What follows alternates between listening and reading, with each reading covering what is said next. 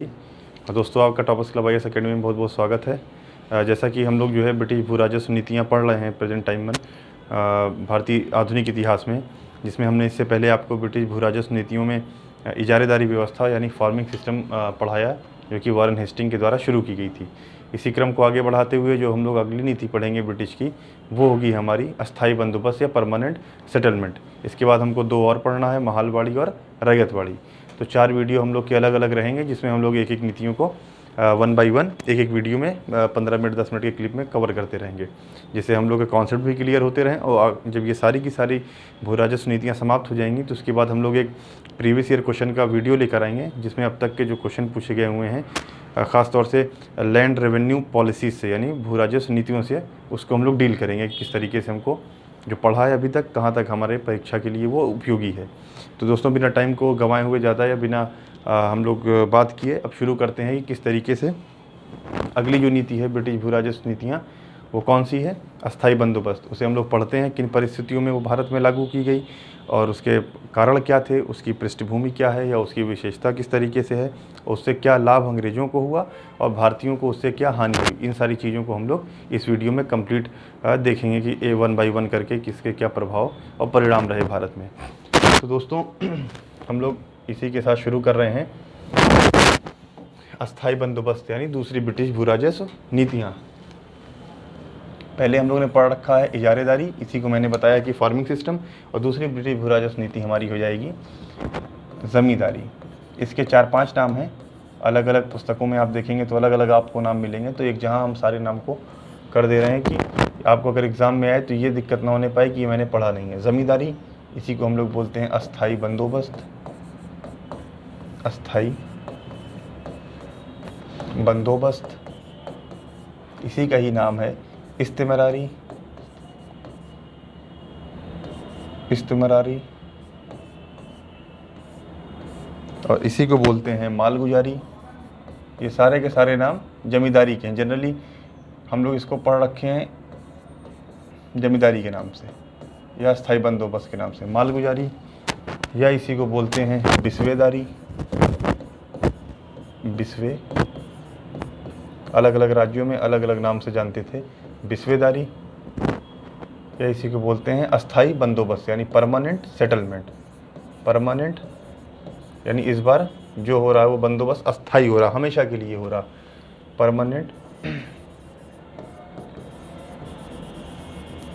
Permanent settlement. इन सारी जितने भी मैंने यहाँ पे की पॉइंट्स लिखे हैं, सारे की पॉइंट्स का एक ही मतलब है, परमानेंट सेटलमेंट या जमींदारी।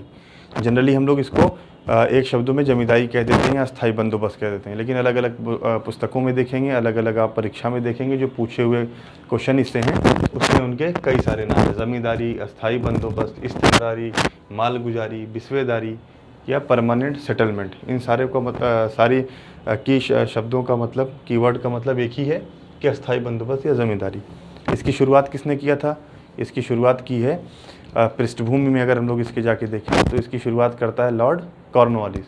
वही कॉर्नवालिस जो वॉरेन हेस्टिंग के बाद भारत का दूसरा गवर्नर, बंगाल का दूसरा गवर्नर जनरल बनकर आता है। पहला हमने देखा कि इजारेदारी व्यवस्था थी, उसमें वॉरेन हेस्टिंग था। और वॉरेन हेस्टिंग का टाइम पीरियड 1785 तक भारत में रहता है। उसके बाद 1786 में जो भारत का अगला गवर्नर बनकर आता है वो होता है आपका लॉर्ड कॉर्नवालिस। वो 1786 से लेकर 1793 तक रहता है। तो इसे हम लोग देखते हैं कि किन परिस्थितियों में ये व्यवस्था भारत में शुरू की गई थी। लॉर्ड कॉर्नवालिस के द्वारा इसे शुरू किया गया था। ये वही कॉर्नवालिस है जो ये पहला और अंतिम अंग्रेजी शासक है, अंग्रेजी गवर्नर है, जिसकी कब्र भारत में ही है। और कहाँ पर? आपको उत्तर प्रदेश के गाजीपुर में इसकी टॉम्ब बनी हुई है। मरने के बाद इसको यहीं पे दफन कर दिया गया। लॉर्ड कॉर्नवालिस, इसका भारत में जो टाइम पीरियड शासन का रहता है वो 1786 यानी वॉरेन हेस्टिंग के बाद 1786 से लेकर 1793 के बीच का रहता है। इसके बाद आता है जॉन शोर। उसके काल में कोई बड़ा कार्य नहीं होता, तो इसलिए हम लोग उसे विशेष ध्यान देकर नहीं पढ़ते हैं। लॉर्ड कॉर्नवालिस ने इस व्यवस्था की शुरुआत की थी। तो उसके साथ जो उसके सहयोगी रहते हैं, किसके साथ वो इस व्यवस्था को शुरू करता है, तो इसके 2 अधिकारी रहते हैं। एक अधिकारी का नाम आपका रहता है जॉन शोर, जॉन शोर। और दूसरा अधिकारी, अंग्रेज अधिकारी जो इस व्यवस्था में लॉर्ड कॉर्नवालिस की सहायता करता है, वो रहता है जेम्स ग्रांट।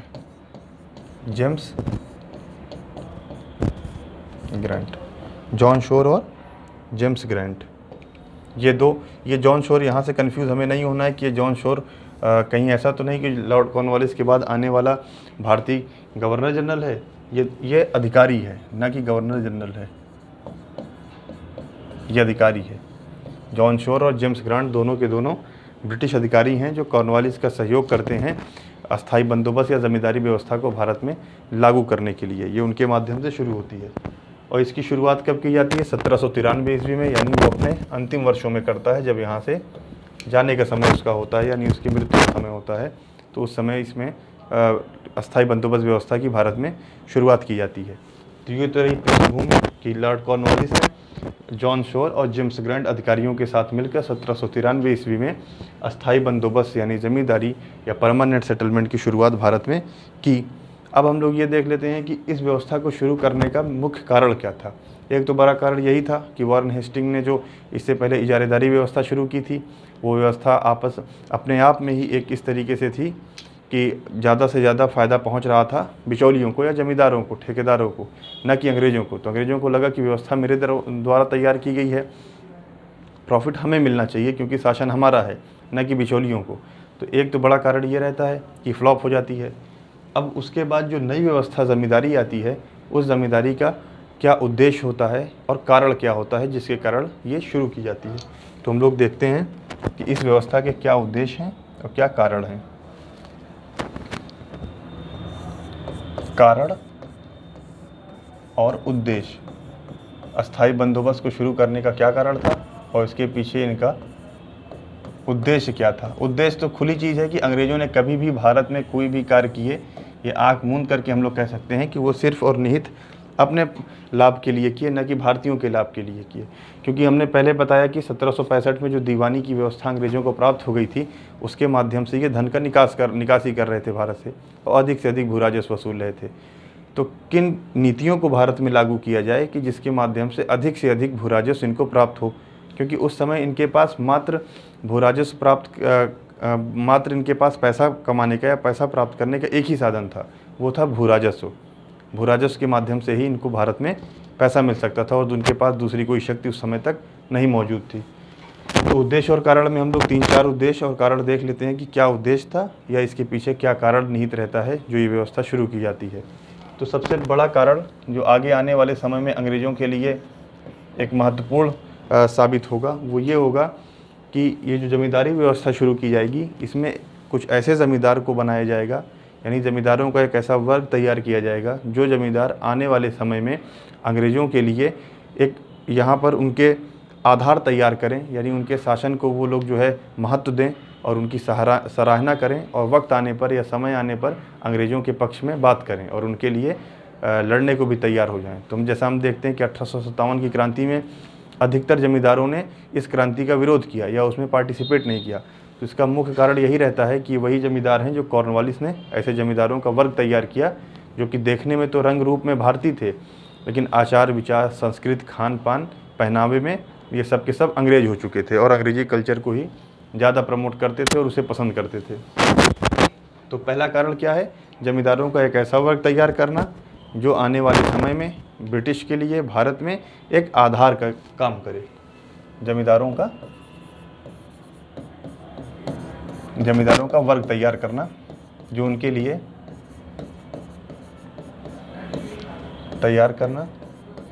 लिए आने वाले समय में सहयोग दे और उनकी जो ये भारत में एक स्थिरता स्थापित करे। दूसरा बड़ा कारण क्या है जो इन्होंने ज़मींदारी व्यवस्था की शुरुआत की? जैसा मैंने पहले बताया, भू राजस्व ही कंपनी का एकमात्र साधन था पैसा कमाने का।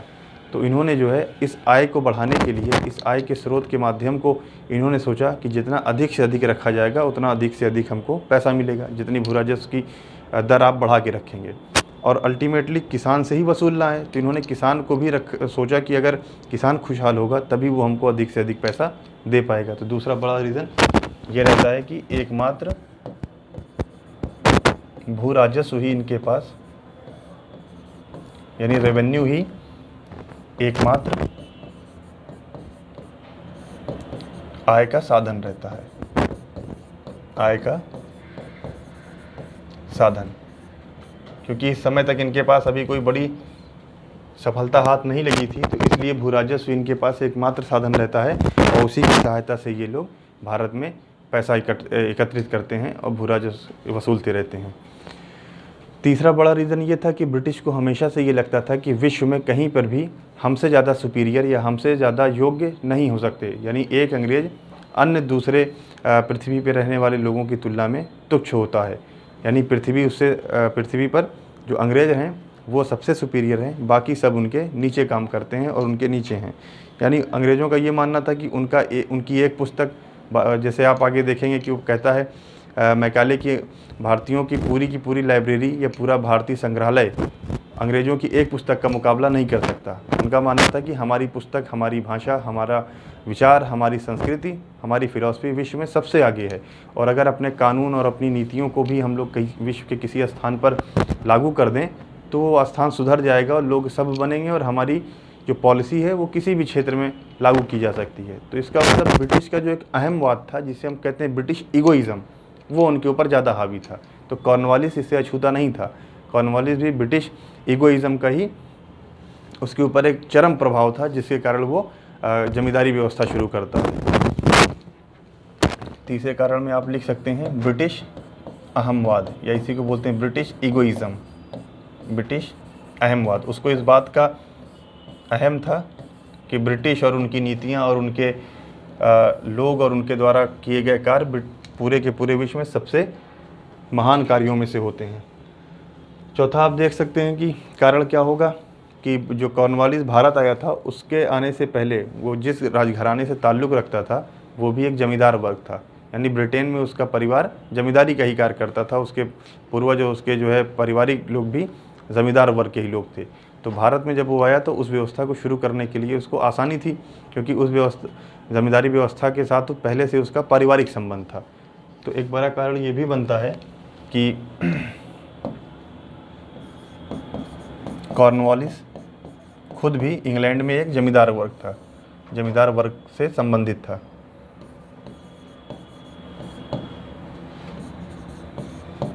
कॉर्नवालिस स्वयं ही जमींदार वर्ग से संबंधित था।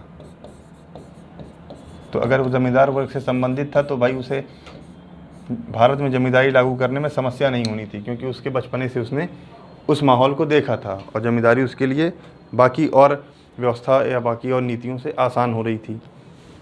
ये मैंने आपको 4 कारण बताए। एक अगर हम और इसमें लास्ट वन देख लें कि क्या मुख्य कारण हो सकता है, तो ये शुरुआती दौर है। आप देख सकते हैं 1793 मैंने टाइम पीरियड बताया, ये तब शुरू किया गया था। यानी कुछ ही वर्षों पहले बंगाल अंग्रेज़ों के कब्जे में आया हुआ था। तो उस समय तक भारत में बहुत ब्रिटिश अधिकारी नहीं थे, ना ही भू राजस्व वसूल करने के लिए ब्रिटिशों की कोई सेना यहाँ पर थी। तो घर घर जाके या गांव-गांव जाकर किसानों से भू राजस्व वसूल करना अंग्रेज़ों के लिए कठिन कार्य था। तो इससे बचने के लिए इन्होंने क्या किया कि लाखों किसानों से भू राजस्व वसूल करने से अच्छा है कि कुछ 100 जमींदारों के ज़रिए ही भू राजस्व वसूल कर लिया जाए। तो इन्होंने एक पूरे के पूरे गाँव या कई सारे गाँव को मिलाकर एक जमींदार नियुक्त किया और उस जमींदार के ज़रिए से ये भू राजस्व वसूल लिया करते थे। तो इनके लिए ये आसान हो गया, क्योंकि इनको ब्रिटिश अधिकारियों की या ब्रिटिश लोगों की ज़रूरत नहीं पड़ी अधिक, और इनका काम भी सुचारू रूप से चलता रहा। और साथ ही साथ ब्रिटिश को भारत के बारे में अधिक जानकारी नहीं थी कि यहाँ की कानून व्यवस्था कैसी है या यहाँ पर लोग को किस तरीके से हैंडल करना है। ज़मीनी हकीकत के बारे में उन्हें मालूमात नहीं थी। ये 4-5 कारण थे जो बताते हैं कि इसके पीछे क्या कारण और उद्देश्य था जो भू राजस्व की नीतियाँ लागू की गई। अब हम आगे देख लेते हैं कि ये जो नीतियाँ अंग्रेज़ों ने शुरू किया इसकी विशेषता क्या था। ये जो कॉर्नवालिस के ज़रिए जमींदारी व्यवस्था की शुरुआत की गई, तो इसकी मुख्य विशेषताएं क्या थीं, या इसमें मुख्य प्रावधान क्या थे। इसे आप एक बार देखना चाहें तो देख लें कि उद्देश्य और कारण क्या थे। पहला था कि जमींदारों का एक वर्ग तैयार करना जो अंग्रेज़ों के लिए आगे सहयोग का काम कर सकें। दूसरा है कि भू राजस्व ही एकमात्र कंपनी का साधन थी, उनके आय का एकमात्र साधन थी, इसलिए वो जो है इसी पे ही ज़्यादा ध्यान दे रहे थे। तीसरा है कि ब्रिटिश अहमवाद यानी ब्रिटिश ईगोइज़्म, ब्रिटिश ईगोइज़्म यानी जो हम हैं वो विश्व में कोई नहीं है, ईगोइज़्म। जो कि आप समझें कि भारत का इतिहास ब्रिटिश के इतिहास से 200-250 साल पुराना है। हमारी संस्कृत सिंधु घाटी सभ्यता से भी पुरानी संस्कृत और कल्चर हमारा रह चुका है, जबकि इनका कहना था कि आप अभी असभ्य हैं और हम आपको यहाँ पर सभ्य बनाने के लिए आए हैं। ये मिथ इनका आगे टूटेगा जब 1857 की क्रांति होगी, उसके बाद ये चीज़ ये छोड़ देंगे भारत में कि भारतीयों को सभ्य बनाना है। अब वो सिर्फ यहाँ से पैसे की उगाही करने में लग जाते हैं। अगला मैंने देखा कॉर्नवालिस स्वयं जमींदार वर्ग से संबंधित था, तो उसके ऊपर एक कहीं ना कहीं जमींदारी का प्रभाव था कि ये व्यवस्था शुरू करना उसके लिए आसान था। नेक्स्ट वन हम लोग देखते हैं विशेषताएं क्या थी, यानी ये जो इसने जमींदारी व्यवस्था स्थायी बंदोबस्त लागू किया उसकी विशेषताएं क्या थी। तो विशेषताएं में हम लोग 1 बाय 1 करके समझते हैं कि इस जमींदारी व्यवस्था की विशेषता क्या थी। तो सबसे बड़ी विशेषता ये थी कि इससे पहले यानी मुग़ल काल या प्राचीन भारत के इतिहास में ज़मीन पे हक, मालिकाना हक किसका होगा, इसके लिए कोई स्पष्ट नियम या कानून नहीं बना हुआ था। किसान जनरली जो है ज़मीन का मालिक होता था, वो जोता बोता था जिसे बोलते थे खेतिहर, और वो जो है जोतने बोने के बाद जो फसल तैयार होती थी उसका कुछ हिस्सा अपने पास रखता था और एक भाग वो मुग़ल बादशाह के यहाँ या अपने शासक के यहाँ पहुँचा देता था। अंग्रेज़ों के आने से पहले इस तरीके की व्यवस्था भारत में काम करती थी। लेकिन कॉर्नवालिस ने एक ही झटके में सारे के सारे किसानों को उनकी भूमि से वंचित कर दिया और पूरा का पूरा जो भूमि का मालिकाना हक था वो एक ही अपनी नीति से जमींदारों को बना दिया। यानी एक ही झटके में जमींदार पूरे के पूरे भूमि के स्वामी बन गए, और ये बल्कि स्वामी ही नहीं बने, ये अपने पैतृक अधिकार इनका बन गया। यानी जमींदार साहब अगर मर जाते हैं या आने वाले समय में उनका कोई उत्तराधिकारी नियुक्त होता है तो अगला जमींदार के बाद वारिस जो है उनका बेटा या उनका नया घोषित वारिस उत्तराधिकार ही उन सारी ज़मीनों का वारिस बनेगा। यानी एक ही झटके में पैतृक अधिकार भी मिल गया। अगर ज़मींदार को चाहिए ज़मीन बेचना तो वो बेच भी सकता था बिना किसानों की मर्ज़ी के। ज़मीनों को ट्रांसफ़र करना था, हस्तांतरण करना था, वो भी कर सकता था। वो ज़मीन को गिरवी रख सकता था। ये सारी की सारी पावर एक ही बार में ज़मींदारों के पास आ गई। यानी देखा जाए तो ज़मींदार इस समय सबसे अधिक पावरफुल हो गए, शक्तिशाली हो गए। जमींदार, पहला पॉइंट आप इसमें लिख लीजिए, जमींदार भूमि के मालिक बन गए। और मालिक ही नहीं बने बल्कि ये पैतृक अधिकार इनका हो गया। यानी ये इनके बाद इनका बेटा, इनके बाद उनका उत्तराधिकारी, इस तरीके से ये चीज़ चलने लगी। और ये तब तक चलेगी जब 1954 में जमींदारी उन्मूलन कानून से सारी जमींदारियां ख़त्म कर दी जाएंगी, तब तक ये व्यवस्था इसी तरीके से लागू रहती है। विशेषता आपने एक देखी, पहली की जमींदार में किस तरीके से इनको जो है मालिक बना दिया। दूसरा इसमें अगर हम देखें क्या रहती है, इसमें एक लगान की निश्चित राशि कर दी गई। यानी 1793 में जो जमींदारी व्यवस्था शुरू की गई वो 1954 तक चलती चली आई, 1954 तक। और 1954 तक वो भू राजस्व की दर फिक्स कर दी गई। यानी किसान ज़मींदार जो है एक फ़िक्स राशि जो 1993 से 1793 में दे रहा था, वही भू राशि वो जो है 1954 तक देता आया है। और किसानों से वो ज़्यादा वसूलता था। जैसे अगर आज वो 10 रुपये अंग्रेज़ों को दे रहा है तो आने वाले 1954 के समय तक भी वो अंग्रेज़ों को 10 रुपये देगा। लेकिन वो किसानों से 10 रुपये नहीं वसूल रहा। वो किसानों से शुरू में अगर 10 वसूल रहा था तो 1954 आते आते वो किसानों से अब शायद 100 रुपया या उससे भी अधिक वसूल रहा। तो बाकी का जो प्रॉफिट हो रहा है वो सीधा का सीधा किसके पास जा रहा, कि ज़मींदारों के पास जा रहा। सीधी लगान की राशि ज़मींदार ले रहे हैं। लगान सदैव के लिए, यानी हमेशा के लिए, सदैव के लिए निश्चित कर दी गई। निश्चित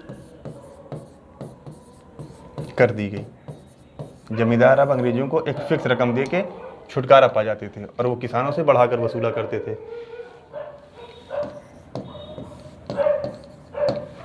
तीसरा इसमें कारण अगर आप देखें तो क्या है कि वो रकम कितनी थी या भू राजस्व की दर कितनी निर्धारित किया था अंग्रेजों ने। जितना भी क्षेत्र था उत्पादन के आधार पे नहीं होता था, ये क्षेत्र के आधार पे ये वसूली की जाती थी। यानी 10/11 भाग ये ब्रिटिश अपने पास रखते थे और 1/11 भाग ये ज़मींदार को देते थे। कहने का तो पेपर पे यही चलता था ज़मींदार के पास, परंतु ज़मींदार 10/11 भाग देने के बाद इससे कई गुना ज़्यादा भाग अपने पास रख लेता था किसानों से वसूलने के बाद, और वो सबसे अधिक प्रॉफिट में रहता था, न कि उससे अधिक प्रॉफिट अंग्रेज़ों को मिलता था, क्योंकि वो लगातार किसानों से बढ़ा के वसूलता था और इधर वो अंग्रेज़ों को एक फ़िक्स अमाउंट जो 1793 में फ़िक्स किया गया है वही ये 1953 तक लेके चले आए और उसी प्रकार वसूलते रहते थे। चौथा इसकी विशेषता क्या, इसकी हानियों में आप देखें कि एक कानून पारित कर दिया गया 1790 के दौरान, उसको बोला जाता था सूर्यास्त कानून या सनसेट लॉ। सनसेट लॉ का मतलब कि जमींदार जो भी जमींदार एक निश्चित तारीख को सूर्यास्त के समय होने से पहले तक, यानी कि फ़लाँ दिन के सूर्य डूबने से पहले अगर ज़मींदार लाकर यहाँ पर पैसा दे देता है अपनी ज़मींदारी से वसूल कर अंग्रेज़ों को, तब तो उसकी ज़मींदारी सुरक्षित रहती थी। अगर उस निश्चित तारीख को वो पैसा नहीं दे पाता सूरज डूबने से पहले, तो उसकी ज़मींदारी अंग्रेज़ उससे लेकर नीलाम कर देते थे, और उस नीलामी में कोई नया ज़मींदार आता था और उस ज़मींदारी को ख़रीद लेता था। तो इससे हुआ क्या कि ये सूर्यास्त कानून था, तो कई बड़े ज़मींदार थे वो भूराजस्व किसानों से समय पर वसूल नहीं पाते थे, और बाकी की जो रकम थी अंग्रेज़ों को पूरी चुका नहीं पाते थे, तो इससे उनकी ज़मींदारियाँ बिकने लगीं। तो उन्होंने क्या किया कि अपने बड़े ज़मींदार ने अपने ही ज़मींदारी को छोटे छोटे पार्ट में डिवाइड कर दिया।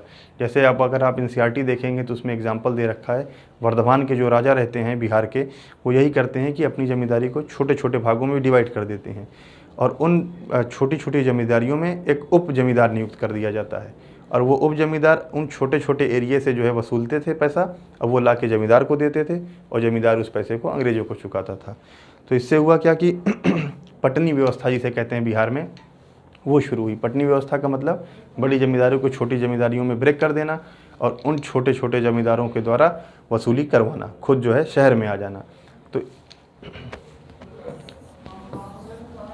उन ज़मींदारों के द्वारा वसूली करवा के पैसे को मंगा लेना शहर में, और वो जो मेन लैंड का मालिक रहता था, मेन ज़मींदार रहता था, वो जो है गांव में आना जाना उसने कम कर दिया, किसानों की हालचाल लेना उसने छोड़ दिया।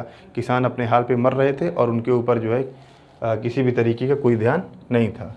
यानी सूर्यास्त कानून इसी से लागू हुआ, और सूर्यास्त के ये सारे नेगेटिव पॉइंट थे। सूर्यास्त कानून इसी को बोलते हैं सनसेट लॉ, यानी सूरज डूबने से पहले का कानून 1790 में पास हुआ।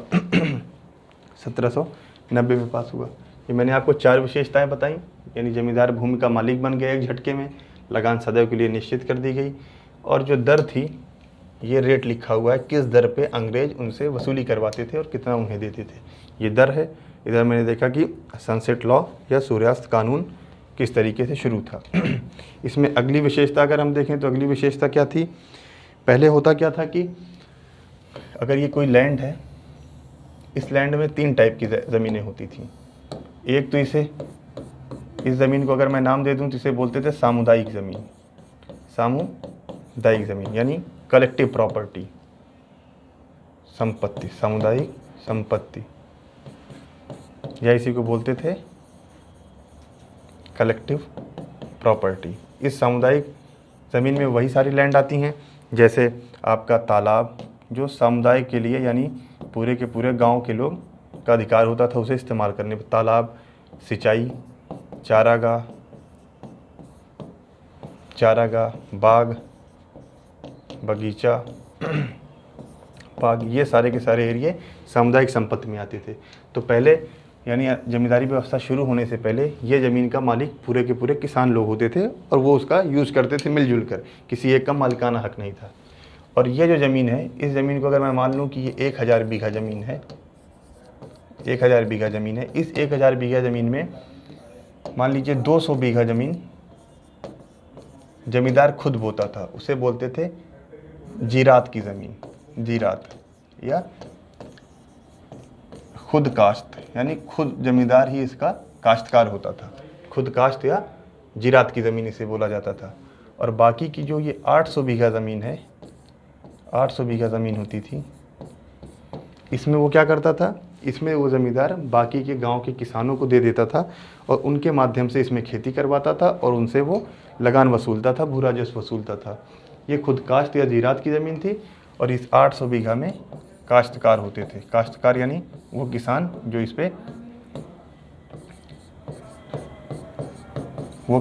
पे जोतते बोते थे इसे। यानी 1000 बीघा अगर कुल ज़मीन थी तो 200 जमींदार अपने पास रखता था, वो उसको जिरात बोलते थे या खुद काश्त। बाकी की 800 बीघा का वो अपने गांव में लोगों में, किसानों में बांट देता था, वो उस पर जो है जोतते बोते थे। और एक सामुदायिक संपत्ति होती थी जिस पे पूरे गांव का मालिकाना हक होता था। लेकिन इस जमींदारी व्यवस्था ने क्या किया कि सामुदायिक संपत्ति का जो कॉन्सेप्ट था, यानी जो कलेक्टिव प्रॉपर्टी थी, इस पे जो लोगों का अधिकार था उसे समाप्त कर दिया और इस ज़मीन को भी मालिक बना दिया गया। सामुदायिक संपत्ति का मालिकाना हक दे दिया गया किसे? वही जिसे आप सोच रहे हैं वो सही है, ज़मींदार को। यानी अब ज़मींदार जो है, ज़मींदार ही मालिक हो गया इस कलेक्टिव प्रॉपर्टी का। यानी अब कोई भी तालाब या सिंचाई का चारागाह, बाग इस्तेमाल करेगा तो बिना ज़मींदार के परमिशन के नहीं कर सकता। यानी ज़मींदार इस पर भी टैक्स लगाने लगे और भू राजस्व लोगों से वसूलने लगे। ये सारी की सारी समस्या उत्पन्न हो गई। ये हमने चौथी प्रॉपर्टी आपको बताई, चौथी या पाँचवीं कुछ होगी इसमें। नेक्स्ट इसमें हम और देख सकते हैं इसकी विशेषता क्या थी, ये कहाँ पे लागू थी। जनरली यहाँ से यूपी पीसीएस आरओ में क्वेश्चन बनता ही बनता है और किसी न किसी इसी में से एक पॉइंट को उठाकर वो क्वेश्चन फ्रेम कर देते हैं। ये कितने एरिया में लागू थी और किन किन राज्यों में लागू की गई थी? तो ये व्यवस्था शुरुआत में जो लागू हुई थी वो बिहार, उड़ीसा और बंगाल। बिहार, उड़ीसा और बंगाल ये तीनों के तीनों एक ही राज्य थे और इन सबको मिला के बोला जाता था बंगाल। बंगाल जब मैं कहूँ तो बंगाल, बिहार, उड़ीसा ये एक रहेगा। इसके बाद आप देखेंगे तो बिहार, बंगाल, उड़ीसा, कर्नाटक के कुछ क्षेत्रों में, ये कर्नाटक के क्षेत्रों में लागू की गई थी और बनारस यानी आज का वाराणसी का क्षेत्र है, वहाँ पे ये व्यवस्था शुरू की गई थी। यानी कुल मिलाकर ये व्यवस्था ब्रिटिश भारत के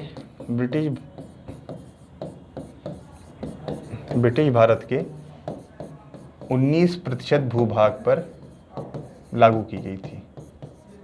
19% भूभाग पे, यानी जितना उस समय ब्रिटिश के पास कब्जे में भारत का एरिया था उसके 19% भाग पर ही लागू की गई थी। ये पॉइंट कई बार का पूछा हुआ एग्जाम में क्वेश्चन है कि कितने प्रतिशत भाग पर लागू की गई थी।